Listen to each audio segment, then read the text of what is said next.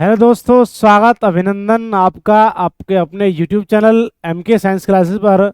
तो मेरे बच्चों, मेरे दोस्तों, मेरे मित्रों, हम आपके लिए प्रत्येक दिन साइंस सीटेट पेपर 2 की क्लास लेकर आते हैं, जिसमें मोस्ट इंपॉर्टेंट क्वेश्चंस रहते हैं। सारे क्वेश्चंस के जो भी आपके ऑप्शंस होते हैं उनको फुल एक्सप्लेन एक्सप्लेन करके चलते हैं। तो जो मेरा भाई चैनल से नया जुड़ा है, गुरुदक्षिणा के तौर पर चैनल को सब्सक्राइब, वीडियो को लाइक शेयर जरूर करें। तो चलिए फर्स्ट क्वेश्चन तरफ बढ़ते हैं। भाई फर्स्ट क्वेश्चन आपके सामने है, देखिए क्या कहता है फर्स्ट क्वेश्चन। क्वेश्चन है कि ट्रेड मील टेस्ट कौन सी चिकित्सा से संबंधित है। जो ट्रेड मील टेस्ट होता है वो कौन सी चिकित्सा से संबंधित होता है? हृदय से, गुर्दे से, फेफड़ों से या पैर से? ट्रेड मील टेस्ट होता है बेटा मेरे दोस्तों, यदि आपके हृदय में कोई भी समस्या चल रही है ना, हार्ट बीट में कोई समस्या आ रही है, सांस लेने में कोई प्रॉब्लम हो रही है हार्ट बीट में, तो उस हार्ट बीट के लिए क्या किया जाता है? ट्रेड मिल टेस्ट किया जाता है कि उसका हृदय एक मिनट में 72 बार, 1 मिनट में 72 बार धड़क रहा है या नहीं धड़क रहा है। ठीक है जी, ज्यादा तो नहीं धड़क रहा है, कम तो नहीं धड़क रहा है। तो ऐसे ट्रेडमिल पर भगाया जाता है। ट्रेडमिल वो होता है जिस पर आपने देखा होगा, जो जिम करने वाले जो बच्चे होते हैं, जो लोग होते हैं, वो उस पर भागते हैं। ठीक है, वही ट्रेडमिल टेस्ट होता है। तो हृदय से संबंधित होता है मेरे दोस्तों। हृदय का अध्ययन जो होता है, इसकी स्टडी की बात करें, हम हृदय की स्टडी या अध्ययन की बात करें, तो उसको बोलते हैं भाई कार्डियोलॉजी। क्या बोलते हैं? कार्डियोलॉजी।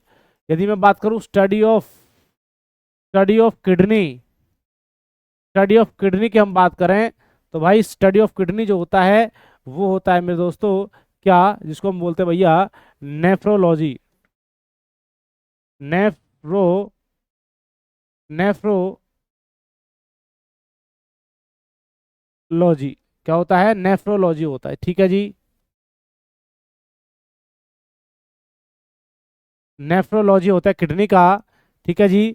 उसके बाद हम बात करते हैं, किडनी हो गया, उसके बाद फेफड़े की बात करते हैं जिसको हम लंग्स बोलते हैं। और लंग्स के अंदर क्या होता है मेरे बच्चों?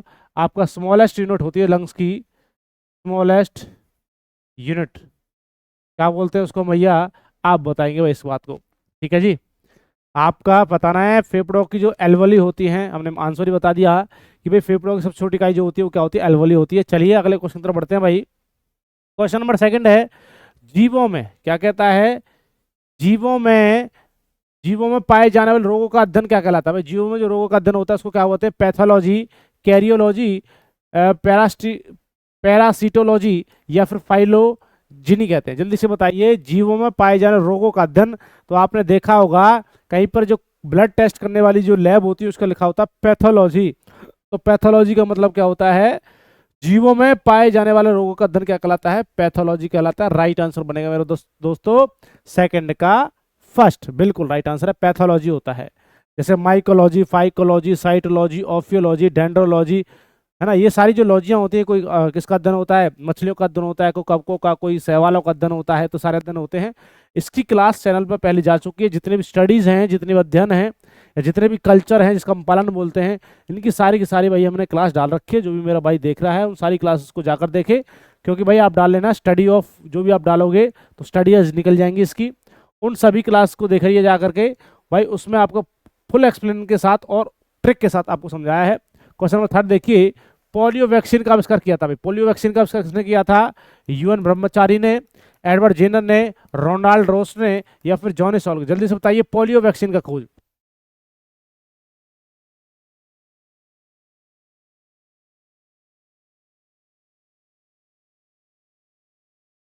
चलिए मेरे दोस्तों, राइट आंसर क्या होगा? पोलियो वैक्सीन खोज करता कौन है? जॉनी सॉल्क का बिल्कुल राइट आंसर बनेगा। एडवर्ड जेनर जो है भाई, ये है चेचक का टीका। चेचक का टीके के जो खोजकर्ता कहे जाते हैं वो एडवर्ड जेनर ने। रोनाल्ड रोस जो हैं, ये भैया कहे जाते हैं मलेरिया के, किसके कहे जाते हैं? मलेरिया के खोजकर्ता हैं। और जॉनी सॉल्क किसके हैं भैया? पोलियो के। नेक्स्ट क्वेश्चन बढ़ते हैं भाई। क्वेश्चन नंबर नेक्स्ट आपके सामने कहता है कि न्यूट्रॉन की खोज किसने करी? न्यूट्रॉन के खोजकर्ता कौन है? थॉमसन है, चैडविक हैं, ऑटो हॉन या फिर रदरफोर्ड? तो ध्यान रखना, न्यूट्रॉन के जो खोजकर्ता कहे जाते हैं वो आपके क्या कहे जाते हैं भैया? चैडविक कहे जाते हैं। बिल्कुल राइट आंसर होगा। थॉमसन इलेक्ट्रॉन के खोजकर्ता हैं।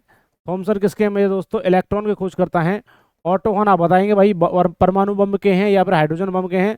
रदरफोर्ड है भैया, ये परमाणु के केंद्रक के खोजकर्ता जो कहे जाएंगे, परमाणु के केंद्रक के खोजकर्ता जो हैं वो आपको कहे जाते हैं कौन?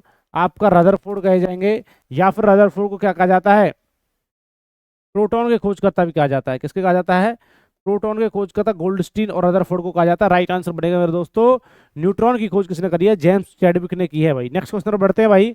क्वेश्चन नंबर 5 आपके सामने है, कहता है गर्भ निरोधक गोलियों की खोज किसने करी थी, वाल्ट लेलीहल द्वारा, पिनकस द्वारा, पॉल मूलन द्वारा, या फिर यूगोन स्टेनोस के द्वारा। तो गर्भ निरोधक जो गोलियों की खोज करी है भैया, वो पिनकस ने की है, बिल्कुल राइट आंसर होगा इसका बच्चा क्या, बी।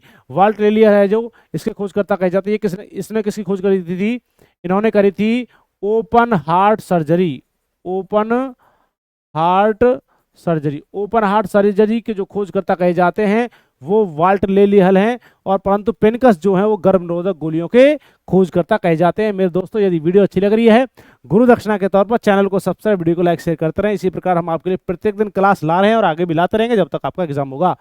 क्वेश्चन नंबर 6 देखिए भाई, निम्नलिखित युग्मों में से किन का भौतिक राशियों के समान विमीय सूत्र नहीं है भाई, विमा सूत्र समान नहीं है तो वो कौन सा है, बल एवं दाब मतलब कि फोर्स और प्रेशर का, वर्क एनर्जी का, आवेग इम्पल्स और संवेग का, भार मतलब और बल का। जल्दी से राइट आंसर बताइए, क्वेश्चन नंबर 6 का क्या राइट आंसर बनेगा मेरे दोस्तों, जल्दी से बताइए राइट आंसर बनेगा बच्चों क्या, बिल्कुल मेरे बच्चों, जो आपका बल होता है, दाब होता है, इनकी राशि जो विमा सूत्र होता है वो समान नहीं होता है। आपको बताइए फोर्स का फॉर्मूला क्या होता है भैया, फोर्स का फॉर्मूला होता है जी मास इनटू एक्सेलरेशन, परंतु प्रेशर की मैं बात करूं तो प्रेशर का फॉर्मूला होता है फोर्स अपॉन में एरिया। तो दोनों का ध्यान रखना है भैया। प्रेशर का जो होता है पास्कल होता है, पास्कल क्या होता है, पास्कल इसकी ऐसा यूनिट होती है, परंतु फोर्स की क्या होती है मेरे बच्चों, न्यूटन होती है। अब इसकी यूनिट तो न्यूटन होगी और इसकी यूनिट क्या होगी, पास्कल। तो इनका डायमेंशन जो फार्मूला होगा, विमा सूत्र जो होगा, विमा सूत्र भी क्या होगा मेरे दोस्तों, अलग अलग डिफरेंट होगा। तो ध्यान रखना है, राइट आंसर क्या बनेगा मेरे बच्चों, ए राइट आंसर बनेगा, क्योंकि इनके क्या हो सकते हैं, सेम हो सकते हैं विमा सूत्र। चलिए नेक्स्ट क्वेश्चन में बढ़ते हैं भाई। विमा सूत्र को डायमेंशन फार्मूला बोलते हैं, जिसमें आपका क्या क्या चलता है भाई, आपका किसके बारे में, MLT से बनता है विमा सूत्र, जिसमें आपका क्या क्या होता है, लंबाई होती है, मास होता है और क्या होता है, टाइम होता है। गतिशील वाहन के अचानक रुकते ही यात्री सामने की ओर क्यों गिर पड़ता है, ऐसा क्यों होता है, यह एक स्वैच्छिक प्रतिक्रिया है, यात्री अपनी असावधानी से धक्के खाता है, या फिर यात्री के शरीर का निचला भाग रुक जाता है लेकिन ऊपरी भाग जो होता है जड़त्व के कारण गतिशील अवस्था में रहता है। उपयुक्त में से कोई नहीं। मैंने आपको दोस्तों बताया होगा न्यूटन का फर्स्ट लॉ था, जिसको हम बोलते हैं क्या भाई, लॉ ऑफ इनर्शिया, क्या बोलते हैं, लॉ ऑफ इनर्शिया। यदि आपको याद आ रहा हो, लॉ ऑफ इनर्शिया था, न्यूटन ने दिया था। उन्होंने बोला था कोई वस्तु विराम अवस्था में तो विराम अवस्था में रहेगी जब तक बाहरी फोर्स उसको लगा करके चलाया नहीं जाएगा। जैसे कि आपने देखा होगा, चलती हुई गाड़ी में आप बैठे हुए तो गाड़ी जैसे ब्रेक मार देती है, आप अचानक से आगे हो जाते हो, और यदि गाड़ी अचानक से चल देती तो आपको पीछे को झटका लगेगा। तो इसका राइट आंसर जो होगा मेरे बच्चों क्या होगा, सी राइट आंसर होगा। ये जड़त्व की स्थिति में रहता है, इनर्शिया की स्थिति में रहता है। राइट आंसर होगा मेरे दोस्तों 7 का सी, बिल्कुल राइट आंसर है। चलिए नेक्स्ट क्वेश्चन पर बढ़ते हैं भाई। क्वेश्चन नंबर आपके सामने है, क्वेश्चन नंबर 8। किसी वस्तु का संवेग, संवेग का मतलब होता है मोमेंटम, क्या होता है मेरे दोस्तों, मोमेंटम होता है, मोमेंटम की बात कर रहा है, जिसका फॉर्मूला होता है P=mv। तो केवल द्रव्यमान पर निर्भर करेगा, द्रव्यमान पर निर्भर नहीं करता है, द्रव्यमान और वेग दोनों पर निर्भर करता है, या फिर केवल वेग पर निर्भर करता है। तो मैंने अभी बताया था भैया, संवेग का फॉर्मूला होता है क्या भैया, संवेग बराबर जो होता है, संवेग बराबर क्या होता है, P=mv होता है, द्रव्यमान गुना क्या होता है, द्रव्यमान गुना वेग होता है। तो हम इसको इंग्लिश में बोलते हैं मोमेंटम, मोमेंटम बोलते हैं, और क्या बोलते हैं इंग्लिश में, इसको मास बोलेंगे, और इसको हम क्या बोलेंगे, वेलोसिटी बोलेंगे। भाई राइट आंसर क्या होगा मेरे बच्चों, तो देख लीजिए मेरे बच्चा, बहुत शानदार, गजब। चलिए तो इसका राइट आंसर होगा मेरे बच्चों, तो द्रव्यमान और वेग दोनों पर निर्भर करता है। चलिए क्वेश्चन नंबर 9 देखिए बेटा, क्या कहता है क्वेश्चन नंबर 9 देखिए, कहता है केरल में समुद्री तट की रेत में भरपूर मात्रा में क्या पाया जाता है, कैल्शियम, यूरेनियम, रेडियम या फिर मैग्नीज। बताइए केरल के समुद्री तट में सबसे ज्यादा मात्रा में क्या पाया जाएगा, राइट आंसर बनेगा मेरे बच्चों क्या, यूरेनियम जो पाया जाता है सबसे ज्यादा केरल के समुद्री तट पर यूरेनियम आपका तत्व पाया जाता है। नेक्स्ट क्वेश्चन बढ़िए भाई। क्वेश्चन नंबर 10 कहता है भाई पदार्थ की चौथी अवस्था, तो लड्डू क्वेश्चन है भाई, सॉलिड है ना, लिक्विड है, प्लाज्मा है, गैस है। तो भैया फॉर्म होती है, एक तो सॉलिड फॉर्म होता है, एक लिक्विड फॉर्म होती है, ठीक है जी, और एक क्या होता है भैया, अवस्था होती है पदार्थ की, एक प्लाज्मा होता है, ठीक है जी, और एक क्या होता है, गैस। तो ध्यान रखना भाई, सॉलिड, लिक्विड, गैस, ये तो 3 हो गए, 1 2 3, और ये कौन सी होगी, चौथी अवस्था। तो राइट आंसर बनेगा मेरे दोस्तों क्या, प्लाज्मा जो होती है पदार्थ की चौथी अवस्था होती है। यदि फिफ्थ अवस्था की, फिफ्थ स्टेट की बात करें, तो फिफ्थ स्टेट जो होती है पदार्थ की वो होती है भैया BEC, जिसको हम बोलते हैं बोस आइंस्टीन कंडेंसेट। क्या बोलते हैं, बोस आइंस्टीन कंडेंसेट, ठीक है जी। बोस आइंस्टीन कंडेंसेट जो होता है, ये राइट आंसर बनेगा भैया। पांचवी व्यवस्था होती है, चौथी क्या होती है? प्लाज्मा होती है। बिल्कुल राइट आंसर होगा, सूर्य प्लाज्मा ही पर ही काम करता है। सूर्य जो होता है इसमें प्लाज्मा ही होता है। क्वेश्चन नंबर 11 देखिए भाई, ब्लैंक को किसी वस्तु में मौजूद पदार्थ की मात्रा के रूप में परिभाषित किया जा सकता है। तो कहिए कौन सा ऐसा पदार्थ है, कौन सा अणु है, भार है, द्रव्यमान क्या है? परमाणु, अणु, भार या फिर द्रव्यमान। ब्लैंक को किसी वस्तु में मौजूद पदार्थ की मात्रा के रूप में परिभाषित, भैया मात्रा बतानी कितनी क्वांटिटी है उसकी, कितना है। तो बताइए मेरे बच्चों क्या राइट आंसर बनेगा? मात्रा को कौन बताने का काम करेगा? क्वेश्चन नंबर 11 का जवाब दीजिए मेरे बच्चों, क्या राइट आंसर बनेगा? बिल्कुल बेटा, तो मौजूद कहता है भाई पदार्थ की मात्रा के रूप में बताना, तो भैया द्रव्यमान बताएगा। द्रव्यमान का मतलब होता है किलोग्राम। भैया कितने किलोग्राम की वस्तु है? मैं कहूँ भैया 5 किलो चीनी लेकर आई, तो बता आप किसे मापोगे? भैया द्रव्यमान को मापो, किसे? किलोग्राम से मापा जाता है। बिल्कुल राइट आंसर होगा मेरे बच्चों। तो किसी वस्तु में मौजूद पदार्थ की मात्रा के रूप में परिभाषित किया जाता है भाई, किसके द्वारा? किसके द्वारा? किलोग्राम, मतलब कि हम कह सकते हैं द्रव्यमान के माध्यम से किया जाता है। आपको पता होगा द्रव्यमान जो होता है मेरे बच्चों कैसी राशि होती है, आप बता सकते हैं कमेंट करके कैसी राशि होती है मेरे बच्चों, कैसी होती है? फंडामेंटल यूनिट्स होती है। क्वेश्चन नंबर आपके सामने 12 देखिए भैया, कहता है न्यूक्लियन में उपस्थित होते हैं भैया प्रोटॉन, इलेक्ट्रॉन होते हैं, प्रोटॉन में न्यूट्रॉन होते हैं, न्यूट्रॉन पर इलेक्ट्रॉन होते हैं, फिर केवल न्यूट्रॉन होते हैं। तो मेरे बच्चा ध्यान रखना, न्यूक्लियन या न्यूक्लियस के अंदर कह रहा है, ये आपका केंद्रक है। इस केंद्रक के अंदर कह रहा है, केंद्रक या न्यूक्लियस हम किसको कह सकते हैं? न्यूक्लियस में क्या क्या होता है मेरे बच्चा? न्यूक्लियस को हम कह सकते हैं केंद्रक। क्या कहते हैं न्यूक्लियस में क्या क्या होता है? तो आपको पता सर जी, प्रोटॉन होता है, प्लस में क्या होता है? न्यूट्रॉन। प्रोटॉन में पॉजिटिव चार्ज, न्यूट्रॉन पर कोई चार्ज नहीं होता, तो प्रोटॉन प्लस में क्या होगा? न्यूट्रॉन। बी इसका राइट आंसर होगा मेरे बच्चों, ठीक है जी। आपके परमाणु के केंद्रक में, किसमें? ये परमाणु है बेटा, ये परमाणु है, परमाणु के बीच में क्या है? परमाणु के बीच में केंद्रक है, केंद्र के बीच में क्या भरे होते हैं? आपके प्रोटॉन प्लस में न्यूट्रॉन दोनों उपस्थित होते हैं। राइट आंसर बनेगा। क्वेश्चन नंबर 13 देखिए भाई, कहता है, क्वेश्चन नंबर 13 देखिए क्या कहता है मेरे बच्चों, बताइए राइट आंसर क्या बनेगा? कहता है कि डंबलाकार कक्षक होते हैं, एस वाले पी के होते हैं, डी के होते हैं या फिर एफ के होते हैं। राइट आंसर बताइए 13 का क्या राइट आंसर होगा मेरे बच्चों? देखिए राइट आंसर होगा मेरे बच्चा, डंबलाकार जो कक्षक होते हैं वो क्या होता है बेटा? पी के होते हैं। बिल्कुल बी इसका राइट आंसर होगा। पी आकार के होते हैं, पी कक्षक होते हैं। आपने सुना होगा एस, पी, डी और एफ, ये क्या होते हैं बेटा? जिसको हम बोलते हैं ऑर्बिटल्स, क्या बोलते हैं? कक्षक होते हैं मेरे बच्चा, ध्यान रखना है। एस, पी, डी, एफ होते हैं, सुना भी होगा आपने। इसमें इलेक्ट्रॉन की संख्या को प्रदर्शित किया जाता है। एस में कितने इलेक्ट्रॉन आते हैं, पी में कितने इलेक्ट्रॉन, डी में कितने और एफ में कितने। आपने सेल सुने होंगे भैया, ये सेल्स होते हैं। आपका के सेल होता है, एक एल होता है, एक एम होता है, एक एन होता है और एक ओ होता है, जिसका फार्मूला होता है निकालने के लिए 2n स्क्वायर। यदि n की वैल्यू आप लिखेंगे तो इलेक्ट्रॉन संख्या लिख जाएगी। यदि आपने n की वैल्यू 1 ली तो 2 की पावर, मतलब 1 की पावर 2 तो कितना हो जाएगा? 2 इलेक्ट्रॉन हो गए। आपकी बार n की वैल्यू कितना रखेंगे? देखिए 2 रख के देखिए, 2 दूनी 4, 4 दूनी 8, 8 इलेक्ट्रॉन हो गया, 2 इलेक्ट्रॉन हो गया। उसके बाद देखिए भैया आपकी बार इलेक्ट्रॉन की वैल्यू 3 रख के देखिए, तो 3 3 9 दूनी 18 इलेक्ट्रॉन हो गया। आपकी वैल्यू 4 रख के देखिए, तो 4 का स्क्वायर 4 चौक 16, 16 दूनी 32, 32 इलेक्ट्रॉन हो गए। ये सेल्स होते, इसमें आपके 2 इलेक्ट्रॉन आएंगे, इसके अंदर 2 इलेक्ट्रॉन, अंदर वाले में कितने इलेक्ट्रॉन? बीच वाला जो होगा इसमें कितने? 2 इलेक्ट्रॉन होंगे। इसमें कितने इलेक्ट्रॉन होंगे मेरे बच्चे? 18 इलेक्ट्रॉन होंगे। इसमें 32 इलेक्ट्रॉन होंगे। तो ऐसे करके 2 8 2 8, इसमें 8 18, इसमें 18, इसमें 32, ऐसे इलेक्ट्रॉन चलते बच्चा, ध्यान रखना है। इसकी पूरी थ्योरी समझनी पड़ेगी आपको। क्वेश्चन नंबर देखिए भाई 14 कहता है रासायनिक का राजा, रसायनों का राजा मतलब कि हम कह सकते हैं किंग ऑफ एसिड। क्या कहते हैं? King of acid. किसे कहा जाता है किंग ऑफ एसिड? भैया H2SO4, HNO3, HCl plus CO2। बताइए रसायनों का राजा कैसे कहा जाता है मेरे बच्चों? जल्दी से बताइए, रसायनों का राजा कैसे कहा जाता है? बताइए, बिल्कुल राइट आंसर होगा मेरे बच्चा। रसायनों का राजा जो कहा जाता है वो कहा जाता है मेरे बच्चों किसको? H2SO4 को, जिसको हम बोलते हैं सल्फ्यूरिक अम्ल, सल्फ्यूरिक एसिड। सल्फ्यूरिक एसिड को अम्लों का राजा कहा जाता है मेरे बच्चा, ध्यान रखना है। एक प्रकार से स्ट्रॉन्ग एसिड का काम करेगा। चलिए मेरे दोस्तों, यदि वीडियो अच्छी लग रही है गुरुदक्षिणा के तौर पर चैनल को सब्सक्राइब, वीडियो को लाइक शेयर करते रहें और बढ़ते रहिए आगे तरफ इसी प्रकार से जवाब देते रहें। क्वेश्चन नंबर 15 है, जिस विलियन बफर विलियन अंतर्विष्ट होता है तो वह विलियन कार्य करता है मंदक क्षार के रूप में, प्रबल क्षार के रूप में, अत्यधिक मंद अम्ल के रूप में या फिर प्रबल अम्ल के रूप में। जल्दी से बताइए राइट आंसर क्या बनेगा मेरे दोस्तों? जल्दी से बताइए, बिल्कुल राइट आंसर बनेगा। तो भैया विलियन में बफर विलियन में अंतर्विष्ट होता है तो विलियन कैसे कार्य करता है? अत्यधिक मंद अम्ल के रूप में काम करेगा। राइट आंसर बनेगा मेरे दोस्तों सी, राइट आंसर बनेगा। चलिए नेक्स्ट क्वेश्चन बढ़ते हैं भाई। क्वेश्चन नंबर आपके सामने 16, तत्वों के गुण उनके परमाणु भार के आवर्ती फलन होते हैं। इस नियम का प्रतिपादन किसने किया था भाई? इस नियम का प्रतिपादन किसने किया था? तो बताएंगे भाई राइट आंसर क्या होगा? तो तत्वों के गुण उनके परमाणु भार के आवर्ती फलन होते हैं, इस नियम का प्रतिपादन किसने किया था? मेंडलीफ ने। आवर्त सारणी बताना कहे जाता है, हम कह सकते हैं डार्विन ने, डाल्टन ने, या फिर इनमें से कोई नहीं। राइट आंसर होगा मेरे बच्चों मेंडलीफ जो है, इन्होंने बताया था तत्व के गुण उनके परमाणु भार के आवर्ती फलक होते हैं, इसका नियम प्रतिपादन किया था मेंडलीफ ने। डार्विन ने विकासवाद के बारे में बताया था। विकासवाद के बारे में बताया था डार्विन ने। और डाल्टन जो है वो परमाणु के खोजकर्ता कहे जाते हैं, इसका मतलब एटम के खोजकर्ता कहे जाते हैं। एटम के खोजकर्ता हैं डाल्टन, डार्विन है विकासवाद के, और मेंडलीफ किसके कहे भैया, ये किसके बेटा, परमाणु भार के आवर्ती फलक होते हैं। ये बात किसने कही थी भैया, मेंडलीफ ने कही थी। क्वेश्चन नंबर अपने अगले नेक्स्ट की तरफ बढ़ते हैं। क्वेश्चन नंबर 17 है, कहता है निम्नलिखित में से किस गैस में इलेक्ट्रॉन की संख्या 36 होती है, बताइए किस गैस में इलेक्ट्रॉन की संख्या 36 है, नियोन में, क्रिप्टॉन में, आर्गन में, या फिर उपरोक्त में से कोई नहीं। राइट आंसर दीजिए मेरे बच्चों, क्या राइट आंसर बनेगा, बिल्कुल। तो इलेक्ट्रॉन की संख्या है तो इसका मतलब 36वां नंबर होगा इलेक्ट्रॉन की संख्या। जब तुम्हें पता भैया 36 आ रही है तो प्रोटॉन की संख्या भी कितना होगा, 36 होगा। तो परमाणु क्रमांक भी कितना होगा, परमाणु क्रमांक, इसका मतलब एटॉमिक नंबर भी जो होगा वो कितना होगा, 36 ही होना चाहिए। तो देख लीजिए 36वें नंबर पर कौन सा आता है बेटा, क्रिप्टॉन आता है। राइट आंसर होगा मेरे बच्चों कौन सा होगा, बी राइट आंसर होगा। परमाणु क्रमांक होता है क्रिप्टॉन को कितना, 36। इलेक्ट्रॉन की संख्या प्रोटॉन की संख्या समान होती है, बिल्कुल मेरे बच्चा।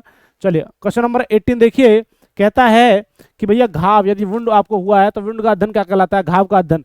ट्रोमेटोलॉजी है, कोलोलॉजी है, ऑन्कोलॉजी है, या फिर डर्मेटोलॉजी, जल्दी से बताइए राइट आंसर क्या बनेगा। घाव का अध्ययन, घाव का अध्ययन क्या कहलाता है मेरे बच्चों, देखिए तो घाव का अध्ययन जो होगा उसको हम बोलते हैं ट्रोमेटोलॉजी। क्या बोलते हैं, ट्रोमेटोलॉजी कहते हैं। ऑन्कोलॉजी कैंसर का अध्ययन होता है, किसका होता है, ऑन्कोलॉजी कैंसर का अध्ययन होता है। और डर्मेटोलॉजी किसका होता है मेरे दोस्तों, त्वचा का होता है। किसका होता है, त्वचा, ये कैंसर का। और ये किसका होता है, घाव का, जो भी कोई वुंड वुंड आपको चोट लगी है उसका, ट्रोमेटोलॉजी। ठीक है, चलिए तो राइट आंसर बढ़ेगा बच्चों, क्या ए राइट आंसर बढ़ेगा। नेक्स्ट क्वेश्चन बढ़ते हैं।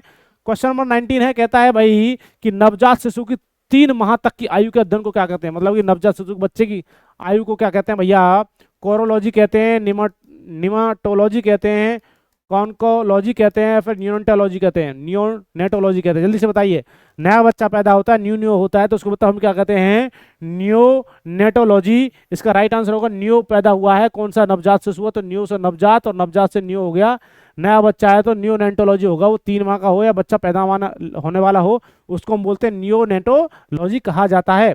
नेक्स्ट क्वेश्चन बढ़ते हैं भाई। क्वेश्चन नंबर 20 है, पत्तियों का हरा रंग किसकी उपस्थिति के कारण होता है, क्रोमोप्लास्ट, प्रोटीनोप्लास्ट, क्लोरोप्लास्ट, या फिर ल्यूकोप्लास्ट। तो लड्डू क्वेश्चन होगा भैया, पत्तियों का हरा रंग किसके कारण होता है ना। फोटोसिंथेसिस प्रोसेस किसके माध्यम से कराई जाती है भैया, इसी के माध्यम से कराई जाती है। राइट आंसर होगा मेरे बच्चों क्या, क्लोरोप्लास्ट। ठीक है मेरे बच्चों, ये वर्णक होता है जिसके कारण क्या होता है, पत्तियों का रंग कैसा होगा, हरा होगा। ये पेड़ पौधों के अंदर ही पाया जाता है, ना कि जंतु जगत में पाया जाता है क्लोरोप्लास्ट, बिल्कुल मेरे बच्चा पत्तियों के अंदर होता है।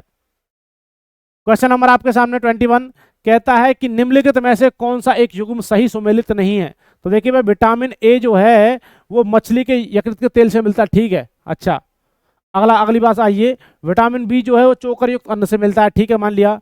विटामिन सी जो है वो दूध से मिलेगा, अच्छा जी। विटामिन डी मक्खन से मिलेगा, बेटा इसका गलत बताना है। तो विटामिन सी बेटा दूध से नहीं मिलता, ये बात गलत हो गई है।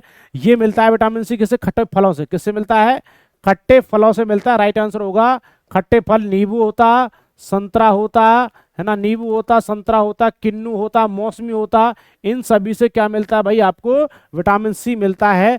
सब्जियों को धोने से विटामिन सी नष्ट होता है, सब्जियों को गर्म करने पर भी क्या होता है, विटामिन सी नष्ट होता है। राइट आंसर क्या होगा मेरे बच्चों, सी राइट आंसर होगा। ये बात गलत है, बाकी का विटामिन ए मछली के जिगर के तेल से मिल सकता है, बिल्कुल कह सकते हैं। चौकर युक्त अन्न जो मोटा अन्न जो होता है उससे विटामिन बी मिलता है, और मक्खन से विटामिन डी मिल सकता है। भाई सूर्य के प्रकाश से विटामिन डी मिलता है, ध्यान रखना है। मछली के जिगर के ऑयल से मिलता है विटामिन डी। चलिए नेक्स्ट क्वेश्चन बढ़ते हैं भाई। क्वेश्चन नंबर 22 है भाई, सभी बच्चे जवाब देते रहे बढ़ते रहे इसी प्रकार से। क्या आपका राइट आंसर होगा, हम देख रहे हैं भाई। चलिए बहुत शानदार, गुड इवनिंग मेरे दोस्तों। विटामिन ई का रासायनिक नाम क्या है, कैल्सीफेरोल है, एस्कॉर्बिक अम्ल है, रेटिनॉल है, या फिर टोकोफेरोल है। विटामिन ई का कह रहा है तो टोकोफेरोल इसका रासायनिक नाम होगा, बिल्कुल राइट आंसर होगा। विटामिन ए का नाम रेटिनॉल होता है, एस्कॉर्बिक एसिड जो होता है विटामिन सी का, कैल्सीफेरोल जो होता है मेरे बच्चा विटामिन डी का होता है, बिल्कुल मेरे बच्चों। चलिए नेक्स्ट क्वेश्चन बढ़ते हैं भाई। क्वेश्चन नंबर आपके सामने 23, सपनों का अध्ययन क्या कहलाता है, सपनों का अध्ययन, इथोलॉजी, ऑनिरोलॉजी, या फ्रेनोलॉजी, या फिर क्रोमेटोलॉजी। जल्दी से बताइए राइट आंसर क्या होगा मेरे बच्चों, राइट आंसर क्या, देखिए भाई क्या होगा, राइट आंसर क्या होगा मेरे मित्रों का, बिल्कुल तो क्या होगा मेरे बच्चा, ऑनिरोलॉजी जो होता है मेरे बच्चों क्या होगा, वो सपनों का अध्ययन होता है, ध्यान रखना है भाई। चलिए अगले क्वेश्चन तरफ बढ़ते हैं भाई। क्वेश्चन नंबर आपके सामने नेक्स्ट कहता है कि कीटों से संबंधित विज्ञान की शाखा क्या कहलाती है भाई, कीटों का अध्ययन कहलाता है एंटोमोलॉजी कहलाएगा, मेमोलॉजी कहलाएगा, ऑर्निथोलॉजी कहलाएगा, इक्थोलॉजी। इक्थोलॉजी तो मेरे बच्चा किसका होता है, मछलियां मछलियों का होता है। ऑर्निथोलॉजी भाई पक्षियों का होता है, ठीक है जी। और एंटोमोलॉजी जो होता है चीटी, चीटी हम लगा सकते हैं, एंटो माने चीटी और चीटी मतलब क्या होता है कीट, तो एंटोमोलॉजी किसका होता है, कीटों से संबंधित अध्ययन होता है। मेमोलॉजी तो भैया मैमल्स का आता है, भाई ध्यान रखना है। चलिए नेक्स्ट क्वेश्चन बढ़ते हैं भाई। क्वेश्चन नंबर 25 देखिए, हाइग्रोमीटर क्या मापते हैं? हाइग्रोमीटर से तरल पदार्थ की आपेक्षिक घनत्व मापा जाता है, दूध की शुद्धता मापी जाती है, वायुमंडल की आपेक्षिक आर्द्रता मापी जाती है, वायुमंडल दाब। वायुमंडलीय दाब को तो भैया बैरोमीटर से मापा जाता है, किससे? बैरोमीटर से वायुमंडलीय दाब मापा जाता है। दूध की शुद्धता किससे मापी जाती है? लैक्टोमीटर से मापी जाती है, लैक्टोमीटर से दूध की शुद्धता को मापा जाता है ना। उसके बाद जो आपका क्या होता है, घनत्व होता है, वो मापता है हाइड्रोमीटर से। हाइड्रोमीटर से क्या मापा जाता है? यदि हाइड्रोमीटर कह रहा है, क्या कह रहा है? यदि वो हाइड्रोमीटर कह रहा है तो घनत्व मापेंगे, और परंतु ध्यान रखना वायुमंडल की आर्द्रता मापना है, नमी मापना, तो हाइग्रोमीटर होगा। ग्रो में आर्द्रता और ड्रो में घनत्व, ध्यान रखना है ये भी विशेष तौर पर। चलिए नेक्स्ट क्वेश्चन बढ़ते हैं भाई। क्वेश्चन नंबर 26, हंसाने वाली गैस नाइट्रस ऑक्साइड की खोज किसने करी थी? फॉर्मूला होता है N2O। नाइट्रस ऑक्साइड का फॉर्मूला है N2O। कौन है भैया? सीले हैं, प्रिस्टले हैं, चार्ल्स हैं, हेनरी हैं। बताइए भाई, हंसाने वाली गैस के खोजकर्ता कौन कहे जाते हैं? जल्दी से बताइए। तो मेरे बच्चा ध्यान रखना, वो कौन कहे जाते हैं? प्रिस्टले जो हैं, ये किसके कहे जाते हैं? हंसाने वाली गैस के खोजकर्ता कहे जाते हैं। बिल्कुल राइट आंसर होगा मेरे बच्चों बी। नेक्स्ट क्वेश्चन बढ़ते हैं भाई। यदि वीडियो अच्छी लग रही है गुरुदक्षिणा के तौर पर चैनल को सब्सक्राइब, वीडियो को लाइक शेयर जरूर करते रहें। हम प्रत्येक दिन आपके लिए ऐसी क्लासेस ला रहे हैं और आगे भी लाते रहेंगे। ठीक है मेरे बच्चा, क्या कहता है 27, भौतिक राशि निम्नांकित रूप से परिभाषित की जाती है। तो भौतिक राशि को कैसे परिभाषित करते हैं? वह जिसमें भार हो, वह जिसमें द्रव्यमान हो, वह जो मापी नहीं जा सके, वह जिसमें विमा हो। तो राइट आंसर होगा बेटा, जिसका विमा सूत्र बनते हैं उसको हम भौतिक राशि बोलते हैं। जैसे कि MLT, इससे विमा सूत्र बन रहा हो तो वो सभी क्या होती है? मोस्टली भौतिक राशियां होती है। भाई ध्यान रखना, ये बात सही हो जाती है। ठीक है, जिसका एक फॉर्मूला बनता है, जिसका फॉर्मूला बनेगा उसका कोई ना कोई डायमेंशन फॉर्मूला या विमा सूत्र बनता है। जैसे मैं आपके सामने लिखता हूँ वेग का फॉर्मूला क्या होता है? डिस्प्लेसमेंट अपॉन में टाइम। डिस्प्लेसमेंट अपॉन में टाइम होता है। इसका मतलब हम कह सकते हैं विस्थापन, क्या कह सकते हैं? विस्थापन बटे में क्या कह सकते हैं? समय कह सकते हैं। और विस्थापन के लिए क्या लगेगा बेटा? m तो इसमें है नहीं, अरे मास इसमें क्या है? मास तो है नहीं। L हम कह सकते हैं, L कितना है भैया? 1 है। और T कितना है? -1। तो मतलब T नीचे है ना, ये नीचे वाली वैल्यू ऊपर जाएगी, है ना, तो गुना में जाएगी तो किसमें हो जाएगी बेटा? माइनस में हो जाती है वैल्यू। तो M0L1T-1 जो होता है ये किसका होता है? वेग का डायमेंशन विमा सूत्र होता है। तो हम ये कह सकते हैं क्या है? आपकी क्या है? भौतिक राशि है। चलिए अगला क्वेश्चन आपके सामने, क्वेश्चन नंबर 28 क्या कहता है भाई? क्वेश्चन नंबर 28 कहता है भैया, एक खगोलीय इकाई औसतन बराबर होती है पृथ्वी और सूर्य की दूरी के, पृथ्वी और चंद्रमा की दूरी के, बृहस्पति और सूर्य की दूरी के, या प्लूटो और सूर्य की दूरी के। तो बच्चा ध्यान रखना है, पृथ्वी और सूर्य की दूरी को क्या कहते हैं हम? एक खगोलीय इकाई औसतन बराबर होती है। बिल्कुल राइट आंसर होगा मेरे बच्चों, क्या? ए। चलिए नेक्स्ट क्वेश्चन बढ़ते हैं भाई। क्वेश्चन नंबर 29, चलती गाड़ी से एक पत्थर गिराया जाता है, जमीन पर खड़े एक प्रेक्षक के लिए जमीन पर पहुंचता हुआ पत्थर किस प्रकार का पथ लेता हुआ दिखाई देगा? तो बताना भाई, ऊपर से नीचे की ओर ऋजु रेखीय पथ दिखेगा, वर्तुल पथ दिखेगा, परवलयिक या पैराबोलिक पथ में दिखेगा, या फिर अति परवलयिक पथ में दिखेगा? भैया पैराबोलिक इस शेप से आपको दिखेगा। तो राइट आंसर क्या होगा बच्चों? ध्यान रखना है, परवलयिक या पैराबोलिक शेप में दिखेगा भाई। या स्टेशन पर कोई व्यक्ति खड़ा हुआ है, उसमें से गाड़ी में से या ट्रेन में से कोई चीज वो फेंकता है तो उस व्यक्ति खड़ा हुआ व्यक्ति को पत्थर दिखेगा, ऐसा। चलिए क्वेश्चन नंबर 30 देखिए, किसी द्रव्य में किसी पिंड का तैरना या डूबना निर्भर करता है भाई? तो केवल पिंड के द्रव्यमान पर करेगा, केवल पिंड के द्रव्यमान और द्रव के घनत्व पर करेगा, पिंड द्रव के घनत्व के अंतर पर करेगा, केवल पिंड के द्रव्यमान और आकार पर करेगा। राइट आंसर बताइए भाई।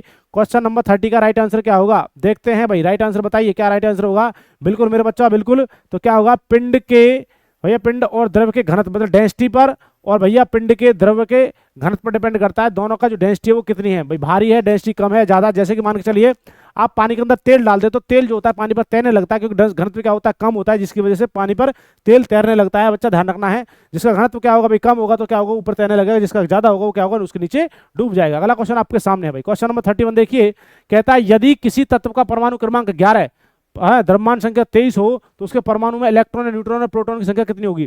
भैया 23 23 11 होगी, 11 11 11 23 होगी। तो बच्चा देखिए, किसी तत्व का परमाणु क्रमांक है, मतलब कि हम कह सकते हैं 11 नंबर है। अच्छा जी, परमाणु क्रमांक कितना है? 11 है।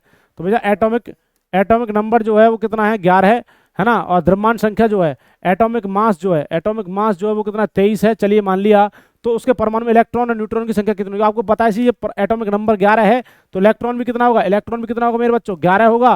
प्रोटॉन भी कितना होगा? 11 होगा। और सीधी सी बात है, जहाँ 11 12 आ रहा है तो ले लो भाई।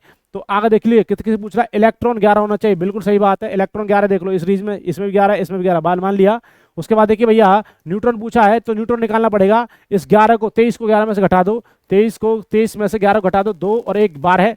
चलिए मान लीजिए यहाँ पर 12 है तो इन दोनों में आंसर हो सकता है। उसके बाद ये प्रोटॉन पूछा 11, तो प्रोटॉन 11 है, तो देख लीजिए बेटा राइट आंसर होगा 11, 12, 11। इलेक्ट्रॉन की संख्या 11 है, प्रोटॉन की संख्या 12 है, और मेरे बच्चा और सॉरी न्यूट्रॉन की संख्या कितनी होती है, न्यूट्रॉन की संख्या 12 है, और इलेक्ट्रॉन की संख्या प्रोटॉन की संख्या कितनी हो जाती है आपका 11। तो देखिए इलेक्ट्रॉन की संख्या 11 है, न्यूट्रॉन की संख्या 12 है, और प्रोटॉन की संख्या 11 है। तो देख लीजिए आंसर आ रहा है मेरे बच्चों। चलिए बहुत शानदार मेरे बच्चों। चलिए अगले क्वेश्चन की तरफ चलते हैं। बहुत शानदार तरीके से आप जवाब दे रहे हैं भाई। नेक्स्ट क्वेश्चन आपके सामने है, क्वेश्चन नंबर 32।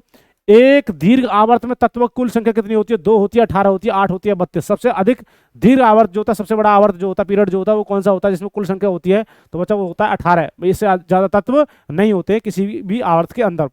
अगला क्वेश्चन आपके सामने, क्वेश्चन नंबर 33 है। क्षार को मेथिल ऑरेंज में डालने पर मेथिल ऑरेंज का रंग कैसा हो जाता है? लाल हो जाता है, बैंगनी हो जाता है, पीला हो जाता है, भूरा। तो बताइए राइट आंसर क्या होगा? क्वेश्चन नंबर 33 का राइट आंसर बताइए, क्या राइट आंसर होगा मेरे बच्चों? तो ध्यान रखना मेरे बच्चों, कैसा कलर हो जाएगा उसका? पीला। क्षार को मेथिल ऑरेंज में डालने पर मेथिल ऑरेंज का रंग कैसे हो जाता है? पीला हो जाता है। क्वेश्चन नंबर नेक्स्ट की तरफ बढ़ते हैं भाई। क्वेश्चन नंबर कहता है 34। निम्नलिखित में से कौन सा तत्व अर्धचालकों से प्रयुक्त है? भाई अर्धचालक का मतलब होता है जिसको हम बोलते हैं सेमीकंडक्टर। क्या बोलते हैं? सेमीकंडक्टर होता है। तो मेरे बच्चा राइट आंसर बताइए, सेमीकंडक्टर का यूज कौन सा है? कार्बन है, कॉपर है, एल्यूमिनियम है, सिलिकॉन। बिल्कुल राइट आंसर होगा सिलिकॉन और जर्मेनियम। सिलिकॉन और जर्मेनियम जो होते हैं इनको क्या बोलते हैं भाई? सेमीकंडक्टर बोला जाता है। बिल्कुल राइट आंसर होगा। Memory card chip, SIM card chip या ट्रांजिस्टर बनाने में सिलिकॉन का यूज किया जाता है। बिल्कुल मेरे बच्चा, पृथ्वी पर सबसे ज्यादा मात्रा में पाया जाने वाला जो अर्धचालक होता है वो कौन सा होता है? सिलिकॉन होता है मेरे बच्चों। यदि वीडियो अच्छी लग रही है गुरुदक्षिणा के तौर पर चैनल को सब्सक्राइब, वीडियो को लाइक शेयर करते रहें। क्वेश्चन नंबर 35 देखिए, तत्व पदार्थ जो तो वो अलग अलग प्रकार के परमाणु के बने होते हैं। 2 परमाणुओं से बने होते हैं, एक ही प्रकार के परमाणु से बने होते हैं, एक भी प्रकार के परमाणु से नहीं बने होते। तो आपको पता होगा तत्व वही होते हैं जो एक ही प्रकार के परमाणु से बने होते हैं, सेम प्रकार के परमाणु से बने होते हैं। प्रत्येक परमाणु की जो केमिकल प्रॉपर्टीज होती है वो सेम होती है। वे सभी क्या कहलाते हैं मेरे बच्चों? तत्व कहलाते हैं, एलिमेंट कहलाते हैं। भाई ध्यान रखना है 118 एलिमेंट होते हैं, 118 एलिमेंट होते हैं भैया, ध्यान रखना है आपके प्रोडक्ट टेबल के अंदर। चलिए मेरे बच्चा, अगला क्वेश्चन आपके सामने, क्वेश्चन नंबर 36। विटामिन क्या होते हैं भाई? कार्बनिक यौगिक, अकार्बनिक यौगिक, जीवित जीव या इनमें से कोई नहीं? भाई जीवित जीव तो होते नहीं विटामिन। भैया ध्यान रखना है, उसमें विटामिन के अंदर क्या होता है मेरे बच्चा? कार्बन होता है। तो सीधी सी बात है, क्या होगा? कार्बनिक यौगिक है, ऑर्गेनिक कंपाउंड है। क्या है मेरे बच्चा? ऑर्गेनिक कंपाउंड कहलाते हैं भैया, क्या आपके विटामिन कहलाते हैं। बिल्कुल राइट आंसर बनेगा ए 36 का। चलिए नेक्स्ट क्वेश्चन बढ़ते हैं भाई। क्वेश्चन नंबर आपके सामने 37। विज्ञान की शाखा न्यूरोलॉजी से कौन सा अंग संबंधित होता है बेटा? न्यूरॉन्स। अरे न्यूरॉन्स आ रहा है, न्यूरॉन। न्यूरॉन किससे संबंध होता है? न्यूरॉन से है। तो मेरे बच्चा किससे होगा? स्नायु तंत्र से, आंखों से, सीना से, निपुल से। तो है ही नहीं बच्चा, तो स्नायु तंत्र कह दो या नर्वस सिस्टम कह दो या तंत्रिका कह दो। ठीक है भाई, तंत्रिका तंत्र कह दो। तो राइट आंसर क्या होगा मेरे बच्चों? ए राइट आंसर होगा। 37 का राइट आंसर होगा मेरे बच्चों ए। बिल्कुल बहुत शानदार, गजब। अगले क्वेश्चन तरफ बढ़ते हैं भाई। Question number 38। पुष्प की पंखुड़ियों का रंग किसकी उपस्थिति के कारण होता है भाई? जो पंखुड़ियों का या फिर हम कह सकते हैं फूलों का जो रंग होता है किस पर निर्भर करता है? क्रोमोप्लास्ट पर, ल्यूकोप्लास्ट पर, क्लोरोप्लास्ट पर या फिर इलायोप्लास्ट पर? राइट आंसर बताइए मेरे बच्चा, क्या राइट आंसर होगा? पंखुड़ियों का रंग किस पर निर्भर करता है? बिल्कुल राइट आंसर बनेगा। मेरे बच्चों ने क्या जवाब दिया है? क्रोमोप्लास्ट पर पंखुड़ियों का रंग जो होता है बिल्कुल राइट आंसर है, डिपेंड करता है। क्वेश्चन नंबर आपके सामने 39। कोशिकाओं को जो कि रोग प्रतिकारकों का उत्पादन करने के लिए जिम्मेदार है, मतलब रोग प्रतिरोधक क्षमता बनाने का काम करती है, लाल रक्त कणिक कोशिका है, न्यूट्रोफिल्स है, लसिका कोशिका या फिर बिंबाणु है? जल्दी से बताइए क्या राइट आंसर होगा मेरे बच्चों? बिल्कुल बताइए, बिल्कुल राइट आंसर होगा मेरे बच्चा। क्या लसिका जो कोशिका होती है वो कोशिका जो रोग प्रतिकारकों का उत्पादन करती है, या हम कह सकते हैं डब्ल्यूबीसी का एक भाग होता है। तो यहाँ पर डब्ल्यूबीसी अपना दे नहीं रखा है। तो राइट आंसर क्या होगा मेरे बच्चों? लसिका कोशिका मेरे बच्चा। चलिए आज की क्लास में बेटा हमने जितने भी क्वेश्चन 40 क्वेश्चन के बड़े मजेदार क्वेश्चन थे। यदि वीडियो अच्छी लग रही है प्रत्येक दिन हम आपके लिए ऐसी क्लासेस लाते रहेंगे। यदि वीडियो को अच्छा लग रहा है आपको तो सभी बच्चे चैनल को सब्सक्राइब, वीडियो को लाइक शेयर जरूर करते रहें। चलते हैं आज की क्लास को यहीं पर हम देते हैं। जय हिंद, जय भारत, धन्यवाद।